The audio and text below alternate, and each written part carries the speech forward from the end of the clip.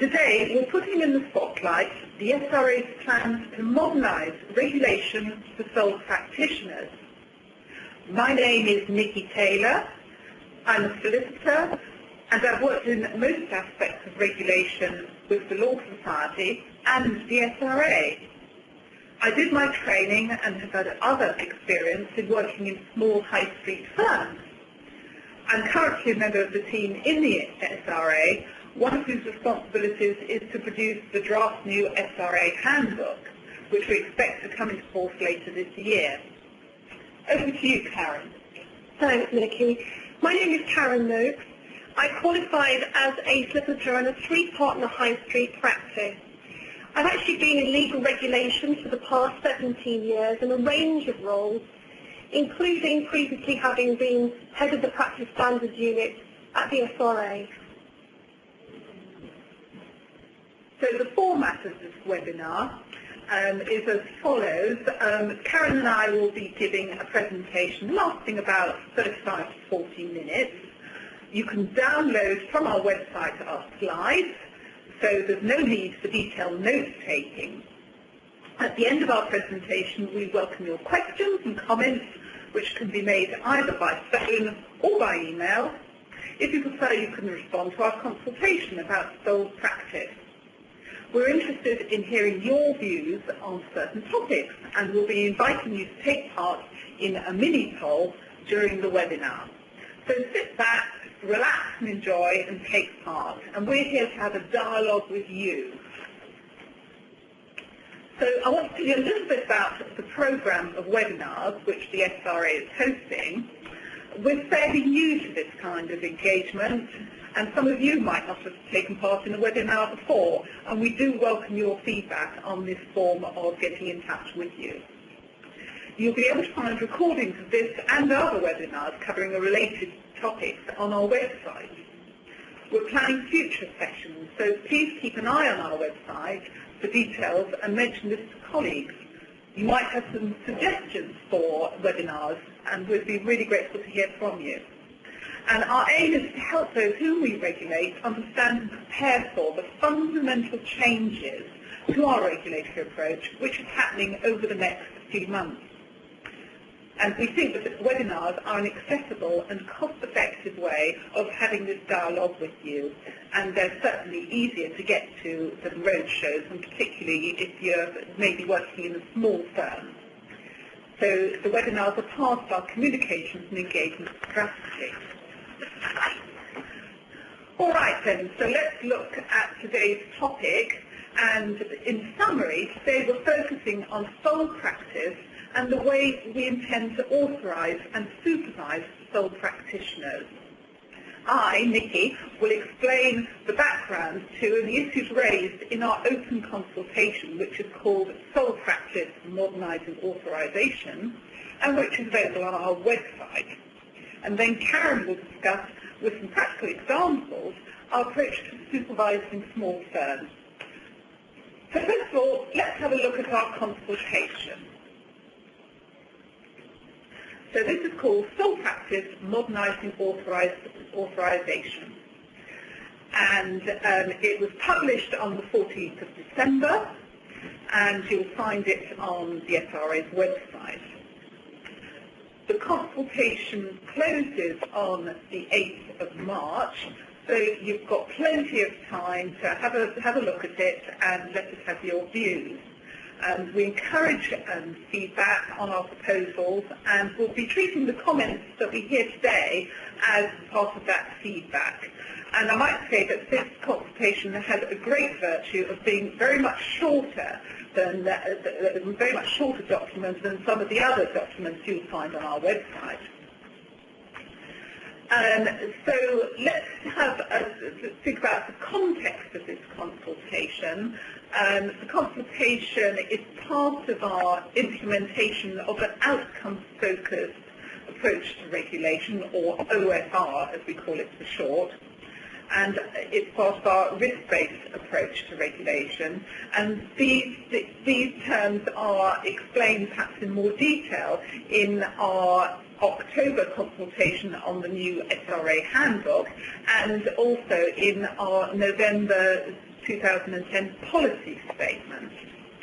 Now, Karen will be explaining about OSR and risk-based regulation and what this will mean in the context of supervision, particularly of small firms. So that will be coming up a little bit later on. But so let's go back to the consultation itself and a few words about our objectives. And our objectives in the consultation are, and as set out on the slides in front of you, but I will go through them slowly with you.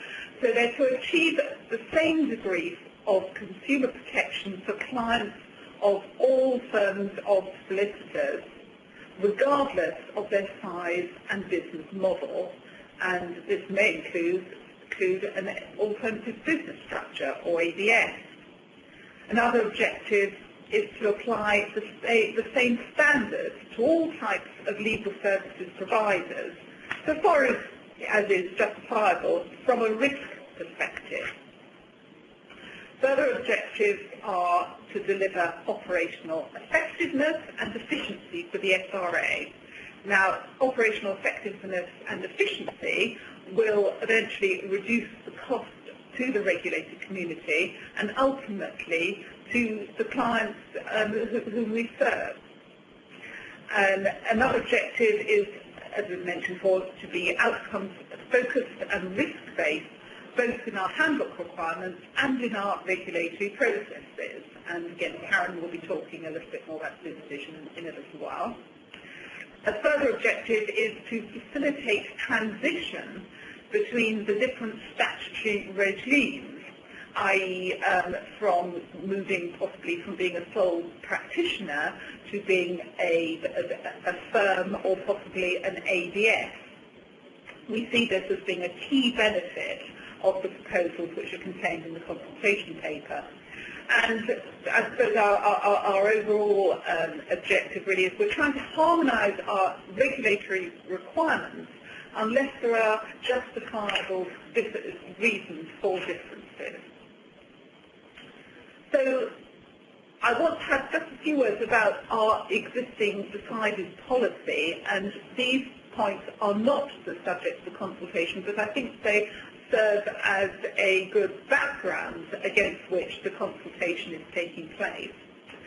So we plan that all firms, not just sole practitioner firms, should be subject to appropriate scrutiny and assessment at the point of authorisation, i.e. that's when they are established, and on an ongoing basis in the public interest. We have also decided that all firms will be required to provide us with a wider range of information annually and periodically, because without this we can't really operate a risk-based approach to regulation. And thirdly, we have already decided that all firms will be required to appoint a compliance officer for legal practice, COLP, and a compliance officer for finance and administration, or a COFA. Yes, Nikki, and this may mean that a person in sole practice effectively has to wear different hats when carrying out the COLP and the COFA roles. But people may realistically be carrying out these roles now if they're actually managing their practices effectively. Yes, Karen, I think that's spot on, absolutely. So the regulatory burdens on firms should be proportionate to the risks they pose, and firms should not be subject to unnecessary regulation. For example, we propose removing the need for all firms to renew their authorisation or licence annually and replace this requirement with a requirement for information and a fee collection exercise. Yes, Nikki, it's certainly the case that we will need more information from firms, and this will be key, because without this increased information, we will not be able to assess risk appropriately and use our resources wisely. Thanks, Karen. Yes, that is so right.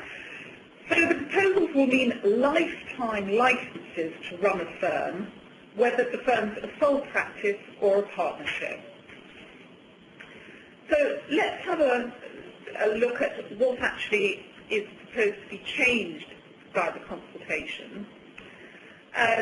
The consultation is largely about the technical means of achieving the harmonisation of the currently different regulatory approaches to sole practitioners as compared with other firms and in the future ABSs.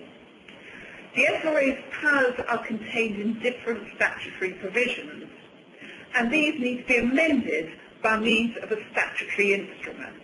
And this is what the consultation really is focusing on. So it's focusing on the mechanism of authorisation of sole practitioner firms and the mechanism for taking certain regulatory steps. So now we're going to look at both these mechanisms in a bit more detail. So what's changing? We're looking at the mechanism for authorisation of sole practitioners.